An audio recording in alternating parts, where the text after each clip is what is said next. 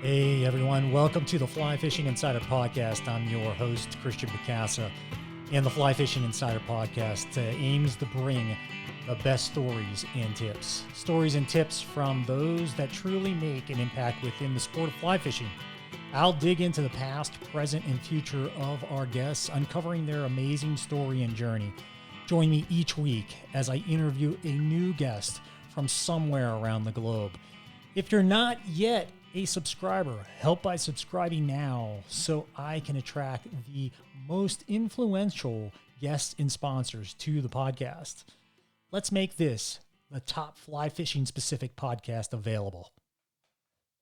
Today's show is brought to you by the following sponsors. Angler's Coffee, a brand of coffee for anglers by anglers. Owner Joan Monahan grew up fly fishing, and after spending 40 years in the coffee industry, perfecting blend and brew process, he retired to creating a coffee blend and brand for the sport of his passion. Go to www.anglerscoffee.com and pick up a bag of your choice. My personal favorite is the pre-ground caddis blend. It has a perfect balance of body, aroma, and acidity to kickstart my day. Thank you, Anglers Coffee, for supporting the Fly Fishing Insider Podcast. We look forward to supporting you and your business. Again, www.anglerscoffee.com. Dupa Fish, that's D-U-P-E-A fish.com, www.dupafish.com. Coming soon, but head over now, pre-register, and make sure you are ready to receive all the notices of the great deals that we'll be having coming your way. With years of accumulated DIY, Todd and I have traveled and booked experience all over the globe. We know how hard it is to customize a trip to you and your group's particular needs. We will have a comprehensive list of service providers and guides to help you in selecting the perfect trip for your and your party's needs. Book a trip with us and have the adventure of a lifetime. That's Dupa Fish. www.dupafish.com. All right, everyone. Welcome back to the Fly Fishing Insider Podcast. This is your host, Christian Bacasa. Today, we have Kevin Onsrud on the line from someone I met online looking at his art and became very inspired by that. Kevin, you're a teacher by trade, middle school, social studies. You studied the art on your own, developed your skill set, member of Trout Unlimited. You've done some projects with Casting for Recovery, some really cool stuff out there. And really wanted to bring you on the show today to talk about how you got into fly fishing, how that's helped you progress in your life and skill set, et cetera, and share a little bit of that with our listeners. How's that sound, my friend? Great. Thanks for having me. You're welcome. You're welcome. So why don't we jump right into the history of your fly fishing experience? How did you get started? Well, as a kid, my dad's hobbies were working. So we had a farm, and he worked 2 jobs, and so I didn't do a lot of outdoor recreation. Although we lived in Wisconsin, it was all around us. And I always wanted to learn how to fly fish. I don't even know how it came across my radar, but it just seemed fascinating to me. Maybe more so tying the flies than actually catching the fish. And I was kind of a creative, artsy kind of kid, but just never had the confidence. And nobody was around to teach me because the people I grew up with were all worm or bait fishermen, which is something I enjoy as well. Yeah. But I just waited too long. I think, I was in my probably early 30s by the time I actually had the confidence and or somebody was able to kind of guide me into doing that. So I guess my advice for anybody out there who has kids, if they at all are interested, get them started right away. And it seems so intimidating. I've talked to so many people that say, "Oh, I wish I had tried this," or I just don't know if I could do that. It's not that hard, and you don't want to wait. Don't waste any time because it's so fulfilling. Yeah, I agree. Where did you get exposed to fly tying? If your dad wasn't, a fly angler, excuse me. Well, I probably at the library, I just was one of those kids who would, when I had some free time or in the summer, mom would say, you got to go to the library to do the book club or whatever. Yeah. And I would gravitate toward the fishing stuff. Yep. So, and I don't know if it counted toward my reading program or not for the summer, but there were some fly tying books there, and I just thought they were really cool. And so I definitely looked at it, read about it, and then I'm sure I had some magazines that had subscribed to as a kid, Yeah. but never actually tried it until much later. Yeah, it is funny how the medium has changed, right? It used to Yeah, be go to the library and look at a book, or if you were lucky, maybe a periodical of some sort, some type of magazine had a time lessons. Now you turn on YouTube and it's all right there in front of you, thousands upon thousands of learning mechanisms there.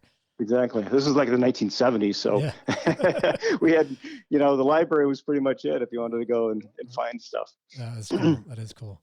Yep. So you got exposed at the library.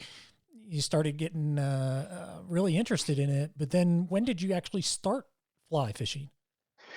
Well, I started fishing more seriously when I married my wife. Her father was an avid fisherman and had been for years. Mm-hmm. So he had decided he was going to take me on a few fishing trips, and they did some pretty extensive fishing. We'd fly out of Red Lake, Canada for a couple of hours in a float plane, and they'd drop you in, and you didn't see or hear from anybody for 4 or 5 days until they came and picked you back up again. Wow. So I was immediately hooked. To me, that became my church. So, I just thought I want to be an outdoors person. I want to fish.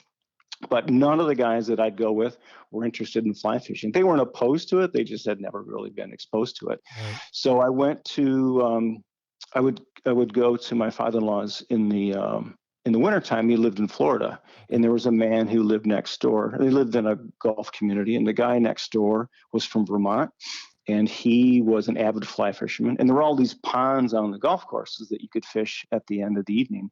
And so I begged him to kind of tell me, what do I do? And he would let me use his stuff, but he liked to visit. I think he was kind of lonely, and I didn't honestly learn much at all from him about fly fishing, except that I knew he was passionate about it, and he just wanted somebody to hang out with. So every time he'd go and visit, I'd hit up Mr. Burkhardt, and he would teach me a little bit more, or he would just give me some pointers, or he just let me use his stuff, and I figured it out on my own. And that's pretty much the tying part of it too. He was getting older, and he would do a lot of extensive trips across Alaska, even into his 80s. And so he liked to tie his own flies, but he got to the point where he couldn't do it any longer, or so he said. And he said, why don't I teach you what to do, and then you can supply me with flies? And so I would tie his flies for the Dolly Varden in Alaska, and he liked to bone fish in the Bahamas. So he taught me all those things. And I honestly don't know that he really needed those flies, or if he even couldn't do it. He just knew I wanted to do it. Yeah. Well, with age comes wisdom, right? Yeah. Yep. So he kind of brought me under his wing, even though, I don't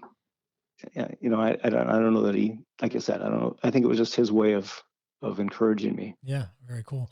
So you started tying flies, and was it kind of love at first sight when you dove into that, or was it? It was a lot more frustrating than I thought. Yeah. I wanted, like any fly tyer, I wanted to move right on to the, to the perfect Catskill, whatever, and and I didn't have anybody to teach me, but by then, the internet and plenty of books at our local library too were available. And so I just had to learn to be patient. And what really helped was I learned that you have to master each step. You can't master a fly until you've mastered steps. And so once you've got these steps, you can pretty much tie any fly you want to. Yeah, I had a similar experience in that nature. Once you learn how to stack the different orders and then the techniques for those orders, you can apply it elsewhere. In the proportions, that was critical. Just learning how to measure and being patient enough to do that. So that was hard. And so I knew I'd reached a pretty decent level because we had a local fly shop here in town, and my wife would go and buy things for me at Christmas time. And she went in one time and said, and they knew me very well because I'd hang out there quite a bit. And she said, I want to buy some flies that Kevin can't tie. And the guy looked around and he goes, there isn't a fly in the shop that Kevin can't fly or tie. So I guess I knew at that point that I'd figured it out. That is cool. So that was a great compliment. Yeah, that is a great compliment. She, I'm sure, was very proud at the moment Yeah. when that happened. Huh? Yeah. And not to say that I'm, they're not Instagram worthy, but they're definitely fish worthy. Yeah, exactly. Yeah. So, well, sometimes Instagram worthy are built for anglers, not for fish. right. But it's still fun to try. I mean, that's what I started out doing. I wanted to have an Instagram page where I could try to display the flies and my skills, and then also photograph them. I mean, and the photography aspect to me was fascinating, how they could bring those details to light and bring something so small to a point where you could see every detail. I thought that aspect was so cool. Yeah. So I just didn't have the right equipment, but even then, again, I just figured it out, right? So I used what I had, and I kind of figured it out. So at the bottom of my page, they're all my flies that I've tied, and then I kind of evolved into this other aspect, the art part of it. Yeah. And this is your Instagram page you referred to, Casting Feathers and Fur. So yeah, that's Casting Feathers and Fur is the page we're referencing here. Right. So in Casting Feathers and Fur, because it was a fly tying page, you put feathers and fur on a hook and you cast it out. So I was thinking, oh, that'll be my handle, and then people can come and see my work. And I never quite achieved the level of expertise that others were displaying, but it was still fun. And I think what's nice about Instagram is it motivates. I mean, it can intimidate, but it can also motivate people too. So for a long time, I learned a lot, and I pushed myself to get better, just to try to even come close to some of the things that I saw on Instagram, which are amazing. Never did get to that level, but I enjoyed it for sure. That's awesome. The other thing that's really cool about it is it's like a journal. You can see your progress once you look back. I mean, I dabble in photography, and I look back at my Instagram feed on Dupafish, at Dupafish, Dupea fish. And I look at my early photos and I'm like, oh my gosh, I can't believe I was putting those up. They're not nearly as high quality as they are now. And I know I still have way further to go. So it's really cool to see that. Exactly. Get that personal gratification out of it. So for you, when you were going through the fly tying process and learning, were there some light bulb moments for you of, can you recall some of those and maybe share some of that? What do you mean light bulb moments? Like light bulb moments in your learning. Oh gosh, when I figured out this, it just made things a lot more simple, or I understood it, etc. Yeah. But I mean, other than just slowing down and trying to master like one piece, right? So sometimes I would just tie mallard flank wings, like without doing anything else on the hook, and I just cut them off the razor blade and I just do it again. So, I mean, just mastering that one step before you try to move on to the body or the tail or the hackle or any of those kinds of things, I think was really important. And I tended to collect a lot of fly tying books. And what I really appreciated with all the books I had was that everybody seemed to have a different take on it, or they would explain it somewhat differently. And so it might take me, just the nature of how I learn, it might take me reading 3 different interpretations of that same step before it finally clicked. So my wife would look at all my books, and I probably have 75 fly tying books downstairs, old and new. She says, how can you possibly need all these books? And I suppose I don't, but I just love the fact that if you looked through those 4 different interpretations, eventually it would click and you'd find a way to do it that it made sense. So, I mean, I think that's, and the internet helps as well too. And so you'd read a bit and then watch somebody else, and then eventually you figure it out. So the patience is key when it comes to fly tying. Yeah, I would agree. And you had described perspective, right? the different tyers have different perspectives, and it leads to different teaching techniques. And I see it all the time when I'm tying, and you'll learn those little techniques are pretty fun. Mm-hmm. So you start to get into the fly tying, your fly fishing passion is starting to take off, and then you take that home. Were you still in Wisconsin at the time? I'm actually no, we were in Chicago at that point. Okay. So, yep. We're in the northern suburbs of Chicago, and I've been here for 35 years almost. Okay. And what kind of waters were you fishing around there? Well, there aren't many. There aren't many. There are, there are a number of shops, and most of them would cater to the fishermen who are heading up toward Wisconsin, so the driftless area. Mm-hmm. So these are spring creeks. There are tons of them on the western side of the state.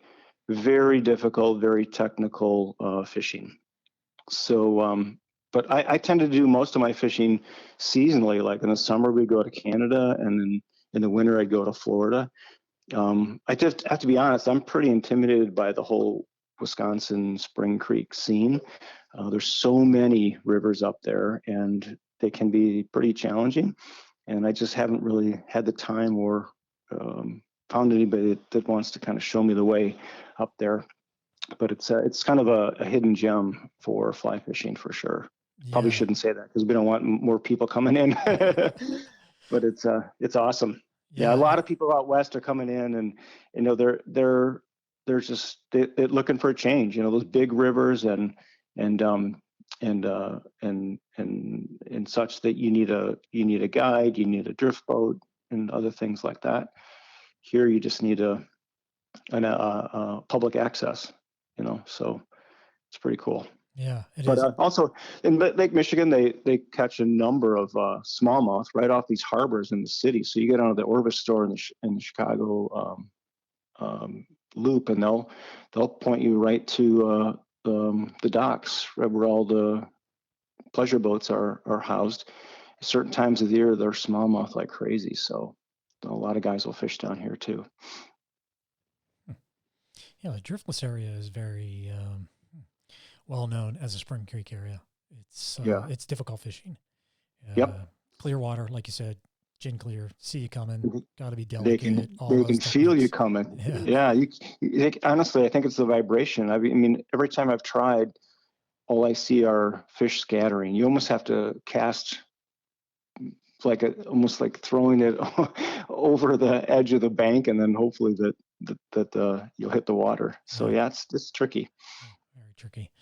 But when I retire, I'm going to spend more time up there doing it for sure. Well, that's awesome to hear. You then transitioned from fly tying into quite a bit of art. You've been developing stickers, and not only stickers for yourself and your own passion, but sounds like you've done some work. You mentioned one earlier for Casting for Recovery and Eric's hooks, for example. Tell us a little bit about that. Well, I mean, fly fishers typically, and I don't want to overgeneralize, but they seem to love stickers, and I'm no exception. So I was doing a lot of tying, and I didn't see a lot of stickers related to fly tying, and I wanted to put a few on my gear. And one of the ladies that I was part of a group that we agreed to kind of support each other's Instagram pages. We were just getting started. She was an artist, and I asked her, she's from Alaska, and I asked her if she would be willing to make a sticker of a fly that I tied. And she said, sure, she'd try it. But it wasn't at all like the fly that I tied. It was very stylized and fun and whimsical, and it was really kind of neat, but it wasn't what I was looking for. And so I didn't know exactly how to tell her that, but I think she read between the lines. She said, let me do this instead. Let me show you how to do it, because it's clear that you have some artistic interest and probably some talent. And so she went about explaining the whole process to me. And over maybe the course of the year, we developed a kind of a partnership in terms of I would help her learn how to tie flies, and she could help me learn how to create stickers for my artwork. So it was really a great experience. Yeah. What were some of the things that she was teaching you? I don't know anything about generating art and stickers. My curiosity is killing me here.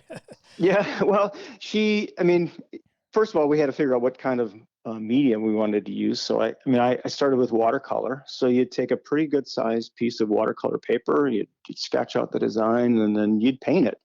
And then you'd have to photograph it and then send it to a printing company, and then they would do the printing for you. So I don't do the printing at home, or I don't have the materials to do that. I mean, if you tried to do it, they just wouldn't be as durable as some of the companies that are out there. Right. But they're expensive to do. I mean, my stuff is really I produce in incredibly small numbers. I mean, sometimes I only print a dozen of them, and if they go over, I'll print another dozen. So mine are pretty limited in terms of number, and I don't intentionally do that to make them scarce or to number them or anything like that. It's just I just don't want to put a lot of effort and time and money overhead into something that nobody's going to want. And so it's just kind of evolved that way. So and people have now started reaching out, and they said, "Hey, can you make a sticker of this?" And I said, "Sure." So I said, I'll put the sticker together, and we'll agree on a price, and if you shout me out on your page, I'll shout you out on my page. We'll make it less than what it would cost you retail, and then we go from it. And then they'll let me keep the design, and then I try to sell it. And sometimes it does, sometimes it doesn't. So It's just been really kind of fun that way. So for me, it's not really a business for earning income or making money. It's just to connect with people, have fun, and share the artwork. And as you said, you like to see that artwork evolve. And so my goal, hopefully, is to produce better and better artwork and new and different designs every so often. So whoever can or wants to reach out, I'd love to collaborate with them. I mean, I'm really impressed the fact that you didn't have a trained skill set in this, and it just has evolved into what it has. And it looks like you've transitioned from watercolor to is it colored pencil? Yeah. Yep. Yeah. I haven't yet, I should say, figured out how to create things on the computer. And I know that's a learning curve that eventually I'll tackle. But at this point, it seems the people who are coming are the ones who don't want the computer designs. Mm-hmm. So almost to a person, they're like, I like what you're doing. I like that it looks like art, hand done. It has a more personal feel. Not that there's nothing wrong with computer art. I definitely want to learn how to do that. But because the people who are coming are after a different type of art, I'm just going to stay with this for now. Yeah. And then when I have time, I'll learn the computer aspect. Because I did start an art group. I reached out to a number of artists on Instagram, and we just kind of created an art group, and they all use different styles. Uh-huh. Some are incredibly talented, and some are computer artists. So we've been helping each other in that regard too. And is that art all fishing related or fly fishing? Well, initially that was the idea. Like I would reach out to people who were fishing artists, and or it kind of expanded to outdoor artists too. There's one gal that does beer labels, and so she has done some fishing themed beer labels, and so that's what kind of got her into the group. But her style of art is completely different than some of the others. We have a man who is from Canada. His art is all colored pencil, and he does scientific illustrations. He's a biologist, and so his artwork is incredibly realistic. It almost looks as if it were a photograph, but he's doing it by hand. And there's a whole genre of art, evidently, for scientific journals. Yeah. So that's his deal. So we brought him, I quickly tried to bring him in, and he's taught me a ton in terms of the color pencil techniques that he's using. Not that I want to replicate what he's doing. I just want to learn how to do something similar. Yeah. And that's what's nice too. I mean, there's no competition between the group. I mean, everybody's got their own niche and they have their own style. And we support each other on Instagram and in other ways. And then if somebody has a question or they want to do a podcast or whatever, we'll reach out and say, hey, you want to do a fundraiser or a giveaway or a podcast? And it's just kind of fun to have that support and that camaraderie in the art community. Yeah. Yeah. And is that an open group now? Are you accepting new members? Should we advertise that now, or should we you wait? have to be careful how many people you have in a group on Instagram, because Right. Instagram doesn't like, they don't like these groups that support each other. But we're not really, we're not trying to, trigger algorithms or anything else. We're kind of honestly and genuinely trying to communicate. So, we definitely would be open to more people. We just have to be careful of how many we allow in. Right. I think the limit is like 30 or something like that. So we're probably at 10 or 12 right now. Okay. So if you're interested in a group, reach out to Kevin here in Casting Feathers and Fur on Instagram. Great. Very cool. Right. Very cool. Mm-hmm. Well, like I said, I'm really impressed with the progress that you've made. I love the stickers. I agree. I truly enjoy the pencil, natural drawing look of a lot of your art, and then you just have some really cool creativity. I mean, I'm looking at the one with it's a fly reel on a rod with the hops. In the center of the reel, some really neat ideas. I like you've done a couple images where you have animals overlaid, goats and ram, or it looks like a wolf, a moose, and a bear. Really neat stuff, man. I like it a lot. Yeah. That was for a photographer. He reached out and asked he does a lot of outdoor photography. So we kind of melded the three of his favorite animals together and created that. And the bighorn and the mountain goat were inspired by my trip to Glacier National Park. I'd love to put Glacier National Park on that sticker, but I can't. Right. But we've had, the few that I've sold have all been to people who had been to Glacier, and I had just tagged it on my Etsy shop, and then they said, "Oh, we need that sticker for our memory of Glacier, because both of those animals are all over in Glacier National Park." So very cool. Yeah. Mm-hmm. Well, let's do this. I'd love to hear a story about, one of your inspirations on your stickers and how it came to life. But before we do that, let's hear from our sponsors. We'll come back and hear that story. Sound good? Great. All right. We'll be right back, everyone. Hang tight. Angler's Coffee. We love fueling your next cast. We've been roasting coffee before coffee was cool. www.anglerscoffee.com. Dupafish. Coming soon. Pre-register now and get notified. www.dupafish, that's DUPEAfish.com. All right, everyone. Welcome back to the Fly Fishing Insider Podcast. We've got Kevin Onsrud on the phone, and we're talking about his art, his passion for fly fishing. And before the break, I asked Kevin to tell us a story about how he was inspired into creating some of his art, and where that came from, and how it came to life. Kevin, you want to dive into that? Sure. Initially I was just kind of creating artwork for myself after I learned from a friend how to transform the art into stickers. I was just going to produce stickers for myself. And I thought I'd put them up on Instagram, not so much to sell them, just to kind of share what I was doing, because I wasn't progressing as quickly, or I wasn't reaching the level that I'd want to in terms of my fly tying, and I got a little frustrated, so I just decided to do something else. So I designed a sticker with a moose body, so an outline of a moose, and then I colored it with a brown trout pattern. So it's my brown trout moose, and it's become kind of my signature sticker. And Eriks, the hook company from Denmark, had reached out, and they had seen it, and they said, "Look, we're doing a promotion. We're going to create some stickers with a variety of artists. We've reached out to a few. We would love for you to participate in this if you're at all interested." And I'd never considered doing this commercially or even to sell the stickers. And so I think it took their their acknowledgement and their support to kind of let me understand that, hey, there might be people out there that are interested in this stuff. So I designed a couple of stickers for them. One, I can't tell you exactly which because they own them now, but one was a mayfly with a pattern on it, and the other was a similar pattern because they liked the moose so much.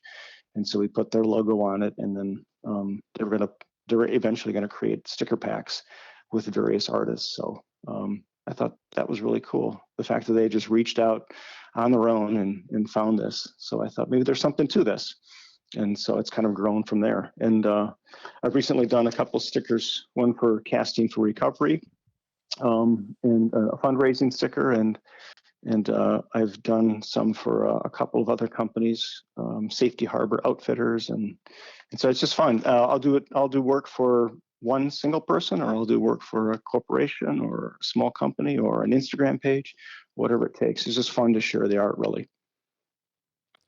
So tell me about the Casting for Recovery sticker.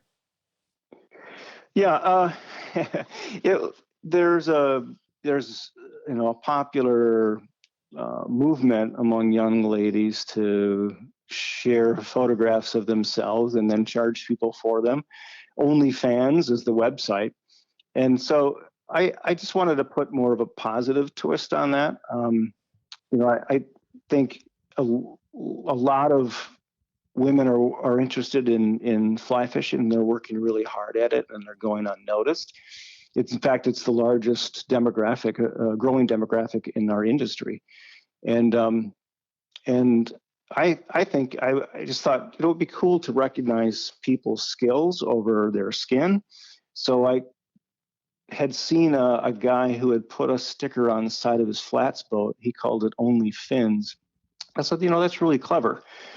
He spun it. And so I thought, I'm going to do this and then do something positive with it. So I created an Only Flies sticker rather than an Only Fans sticker. And I reached out to Casting for Recovery and I said, hey, if you guys wouldn't mind if I tagged you on this and put it up on my page, I'll donate 100% of the proceeds to your organization. And they said, absolutely. So we created the Only Fly sticker and put it up on our page, put it up on Etsy, and we've made them some money. So it's really kind of fun. That is cool. Yeah. Yeah. What a great cause too. Yeah, really, really fantastic organization, and they're growing all the time. And I had people on Etsy, that my little shop, and two different people purchased the stickers, and they were board members for regional Casting for Recovery boards, and they hadn't even seen it on Instagram. They had just searched for fly fishing stickers and found it on the Etsy page, which was kind of neat because then I could make connections with them too. So rather than, I was talking with national, but now I got to make some connections with some of the local organizations too. So it's really kind of fun. Serendipity in the air there, right? Yeah. We've got one right now. I've worked with another artist, a really great artist. Sketchy Wildlife is his webpage. We have a grizzly bear outline similar to the moose that I did, moose brown trout. We have a grizzly bear brown trout, and we're absolutely excited about offering this as a fundraiser for any conservation group that wants to join us. I've reached out to a number, but it's hard to reach out to them on Instagram because they probably get so many messages, both good and bad, and they just don't respond. So if you have any ideas out there, let us know. We'd love to get a sponsor for this, and we'll donate 100% of the proceeds to whatever organization is willing to work with us on that. It's a really cool sticker. It's going to be up on the page in a day or two. Oh, very cool. Well, I'll have to check it out for sure. Very, very, very cool. Let's dive into a new subject. I guess it's new and old, right? We cover both, but it would be hearing about how you've kind of mastered your craft, how you've gone about studying and learning the various techniques of your art and your fly tying. Mm-hmm. Let's provide the listeners with, I think, educate them on, hey, look, this is how I built my learning techniques, etc. Yeah. I think as I said before, I think I needed to learn to be patient because I like to get to the I'm more of a, I tend to be more of a product oriented person than a process oriented person. So I just wanted to get to the finished product. I wanted to have the perfect fly right off the bat, and I wanted to have the perfect sticker right away. But I had to learn that that's not going to happen without understanding the process. So I had to slow everything down, and then I just had to start doing some research and put in the hours. I love the author Malcolm Gladwell, and he says in one of his books that you can pretty much master anything if you can put in 10,000 hours. I'm not sure that I put in that amount of time, but it's definitely something that's going to take some practice. So whether it be fly tying or artwork, it's anybody can do it. You just have to put in the time and effort and be willing to deal with the disappointment, because and if you have high expectations like I do, you're going to be disappointed a lot. In fact, I still am not happy with anything that I do, but I know that I'm getting better, and I'll continue with that. But in terms of fly tying, I mean, I just went with the best, right? I looked at Paul Jorgensen's stuff, A.K. Best, David McPhail was phenomenal on Instagram. Yeah. There's a really great guy that works with Tim Flaggart on tight lines online. Matt Grobert, he's just a phenomenal tyer, and he doesn't get the recognition that he probably needs. Barry Ord Clark and Oliver Edwards, an old timer. Royce Dam was a local guy from Wisconsin, just a phenomenal. He had a great book called The Practical Fly Tyer. And Mike Valla is a neat guy who's all about tying Catskill flies. So he's written a series of books, and his story is really fascinating. So I went to probably the best that I could find in their craft. Not so much the people who are the most popular, but the people that I could recognize as, in my mind at least, who were the masters. And so these are the guys. And so I just studied them again and again and again, read the books, watched the videos, all that kind of stuff. And then you really the same thing with the artwork too. I mean, my biggest I'm the biggest fan of Dave Whitlock. I don't know if your listeners know who Dave Whitlock is, but he does a lot with Trout Unlimited. At the end of the magazine, he's always got a feature of fish and flies that he's tying. He's an artist, a fly tyer, just a really great guy. And although he's getting up there in years, he continues to work really hard for the conservation and of fishing, and also the artwork too. And James Prosek is a really cool younger guy who had written a book called Trout of the World. And he also wrote a book, I think it's called Fishing the 54th. He took a latitude and then he marked it, and he determined that this is where most of the trout live in the world. And so he just followed that latitude line around the world and caught fish, and then wrote a book about it. And then he photographed and then painted each one that he had caught. So anywhere from Iran to France to the United States to anywhere. So he just followed that parallel line. It's such a cool book, and his artwork is really fun. It's not realistic. It's more impressionistic and watercolor based, but it's super nice. And then Flick Ford had a really cool, huge book, coffee table book called Fish. Really good artist. And one of my favorite people, he's not really a fishing artist, but he's a graphic designer. His name is Aaron Draplin, and he's from Oregon. He's actually from Michigan originally, but he helped a local Chicago company here set up a notebook company called Field Notes. And so we go down to Field Notes every quarter, and they have an unveiling. They produce a different notebook every quarter. And just his design, his enthusiasm for art and creativity has just been a great inspiration. So that's really what you have to do. You have to be patient. You have to work really hard at it, and you have to be willing to understand that it's not going to come out the way you want it to for a long time. And then you really got to look for these guys that men and women who have mastered this craft. I mean, there are a number of them now on Instagram too. And so I reach out to them as well, and invite them into the group, into the fold, and whatever. And I learn from any and everybody that I can. For you right now, what are you working on to improve in your fly tying? Well,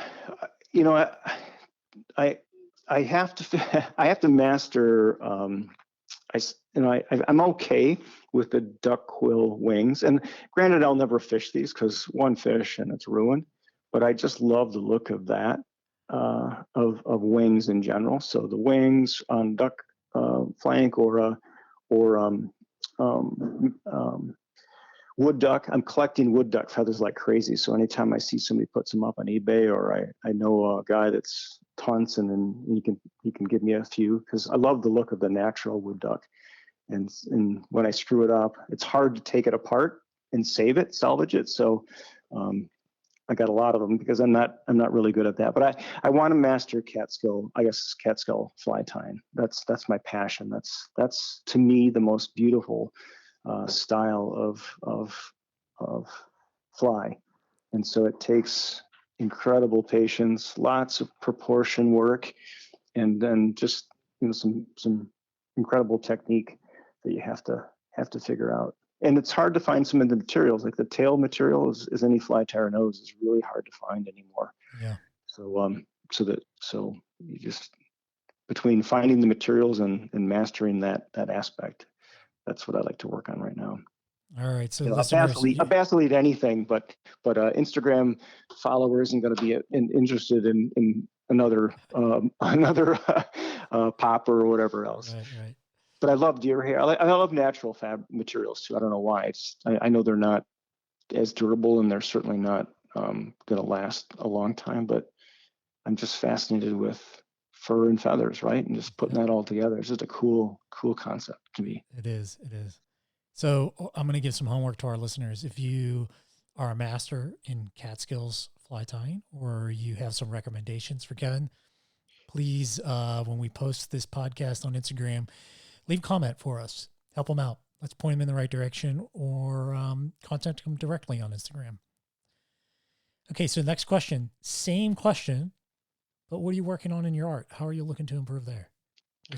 What's your next element? Yeah, I mean, I moved on from the watercolor to the color pencil, and I'm definitely trying to be more patient with that. So I know the guy who does the scientific artwork, and I was telling him, as I burnish things, it's a technique where you can kind of blend color pencil into shading or whatever.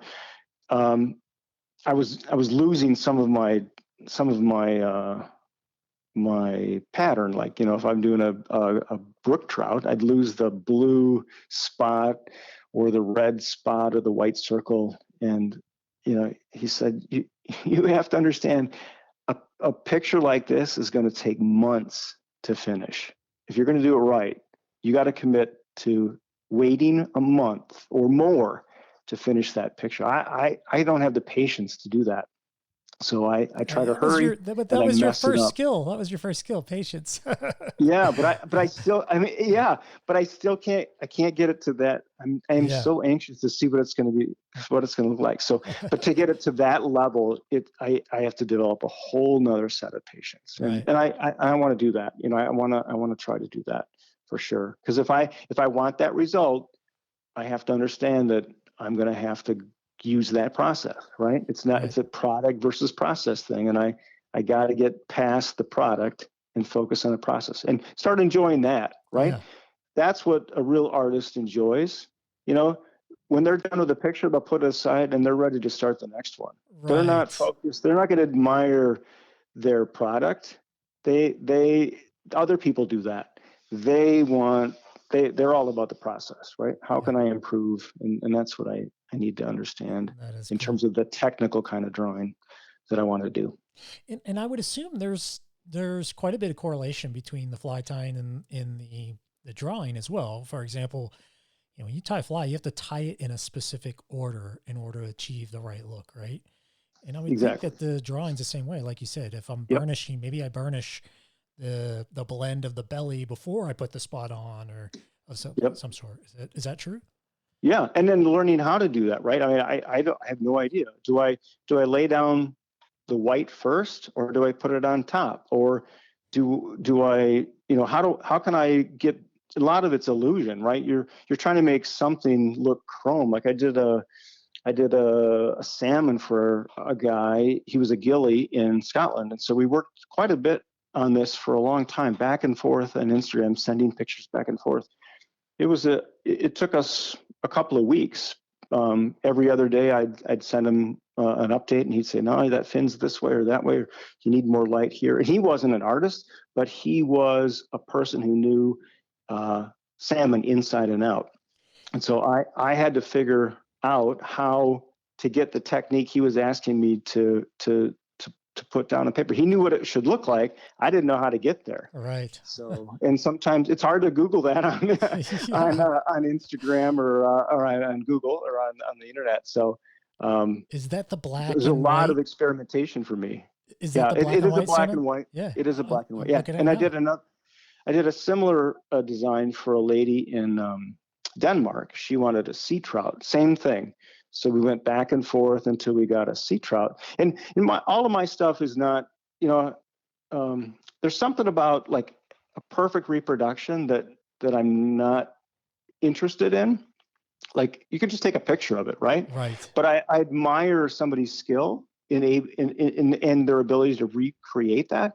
Whereas I want some personality in the fish. So I always try to throw that in a little bit too. So I hope that my sea trout and my salmon have a little bit of quirkiness to them and a little personality there.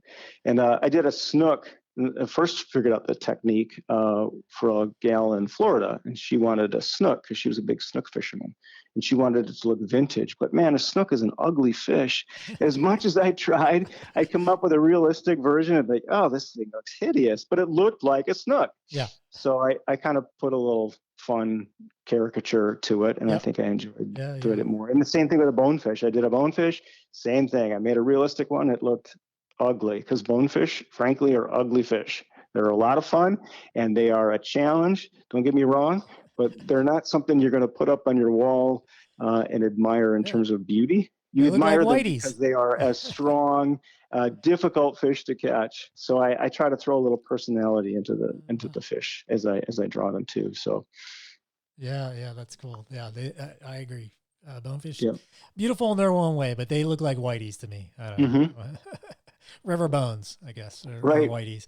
So that's super cool. Let's take a minute, hear from our sponsors. When we get back, I want to hear about a fishing adventure. Somewhere you went, or maybe it was just the perfect cast, etc. Let's capture that in a moment. You're such a great storyteller. Let's go from there. Okay. Great. Thanks. You got it. We'll be right back. Angler's Coffee. We love fueling your next cast. We've been roasting coffee before coffee was cool. www.anglerscoffee.com. Dupafish. Coming soon. Pre-register now and get notified. www.dupafish, that's DUPE, fish.com. All right, everyone, welcome back. We've got Kevin Onsrud. I've mentioned that before. Casting Feathers and Fur on Instagram. Middle school social studies teacher, artist, fly tire, adventurer, et cetera, et cetera. You go down the list. And Kevin, it's been great having you on the show. When we broke, I really wanted to hear a cool story about fishing, something that you've done. Fire away, my man. All right. So, as I said, I got started really, my passion for fishing grew out of our experiences in northern Canada. And so my father-in-law was just a super generous guy, and he knew that I had a passion for the outdoors, but never really got to experience those things as a kid. So, and he didn't have a son. He only had my wife. And so he was going to make sure that somehow he could maybe make up for lost time, as it were. So we'd go on these great adventures up in Canada and fly in and all that kind of stuff. So, and these were lakes that really didn't get fished very often. So there were some amazing walleye. We caught some nice whitefish now and then, but what was really cool is every now and then you'd hook into a huge northern pike. And I just love pike and muskie, although I've never caught a muskie. He was an avid muskie fisherman. So we're up there one day and we're circling the bay, and he knows there are pike in here because he's been fishing this outpost for like 20 years. So sure enough, he hooks into one. I'm running the boat because it's a little boat with a handheld motor, and so it was my turn to run the motor. And so he hooks into this fish, and it's pulling line like crazy, heads for the weeds. Eventually it breaks off, so he's all upset. And I said, let's just get to the end of the bay. We'll circle back. Here, you take my rod, and we'll take another pass. And so we did. And sure enough, we hooked into it again, or he did.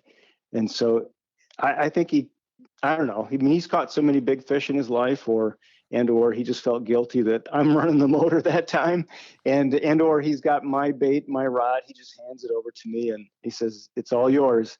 And so we fought it for a good half an hour, and we got her in the boat. And there's a great picture on my Instagram page of my father-in-law and I holding up this huge pike. It was just a great experience. We didn't have a camera with us, so we had to somehow keep it in the water. We radioed to his brother, who was on the other side of the lake, who had a camera. And so we kept it underwater as best we could until he got over there, and then we could get a picture of it. But that's just the kind of guy he was. He was just a great, great person, genuine person. And he wanted to culture that love of fishing in me, and he certainly was successful. I love it. That is great. Thanks so much for sharing your story, sharing, your passions, etc. I love your passion and your enthusiasm. I really feel like I got educated on this session today, and can't thank you enough, Kevin, for being on board. Looking forward to staying in touch with you, my friend. Great. It's an honor. Thank you very much. Got it. So again, everyone, you want to connect with Kevin, reach out to him on Instagram. He's a great guy, artist. Go inspire him. Share some of your favorite artists with him, perhaps, in some of his comments. Casting Feathers and Fur. Thanks again, Kevin. And we'll catch you all next week.